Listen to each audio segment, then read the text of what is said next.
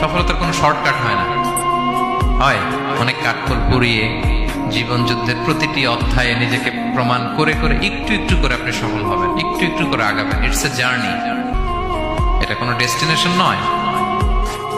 এবং সফল হওয়ার পথ পরিক্রমায় কোনো লিফট নেই, সিঁড়ি বেয়ে উপরে উঠতে হয়। কি বেয়ে? কিন্তু আমরা সফল হতে চাই কিভাবে? ডাইরেক্ট 100 তলায় তো আমি সফল, উপরে সবার উপরে আমি, এইভাবে চাই সফলতাটা। সবার উপরে উঠে যাব, গোল্ড মেডেল গলায় পরাই দিবে, আমরা সাকসেসফুল না। সফলতার রাস্তায় কোনো লিফট থাকে না, কি দিয়ে উঠতে হয়? সিঁড়ি বেয়ে ঘাম জড়িয়ে উঠতে হয়। দেখেন, শুধু আলোর মুখ দেখার জন্য মায়ের পেটে আমাদের কত সময় লাগছে বলেন তো? জাস্ট একটু লাইট, হ্যাঁ 9 মাস 10 মাস সময় লাগছে শুধু একটু আলো দেখবো আমরা। একটু আলোর মুখ দেখার জন্য আমার লাগছে 9 মাস। আর এখানে আমরা শর্টকাট খুঁজি, খালি কি খুঁজি? সফলতার কোনো শর্টকাট নেই। অল্প এফোর্টে যারা সফল হতে চায় এরা কোনোদিন সফল হয় না।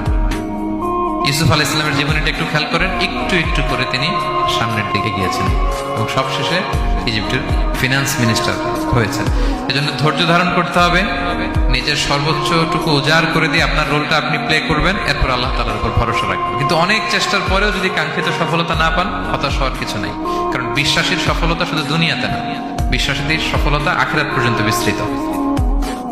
ওইটা আসল সফলতা। ফামান যুহজিহা আনিন নারি ওয়া উদখিলাল জান্নাতা ফাকাদ ফাজ।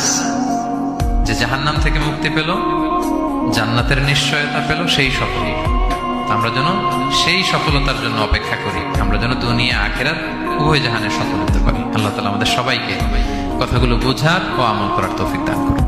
হাযা মা ইনদি ওয়াল ইলমু ইনদাল্লাহ আলাইহি তাওয়াক্কালতু ওয়া ইলাইহি উনীব। ওয়াসসালামু আলাইকুম ওয়া রাহমাতুল্লাহি তাআলা ওয়া বারাকাতুহু।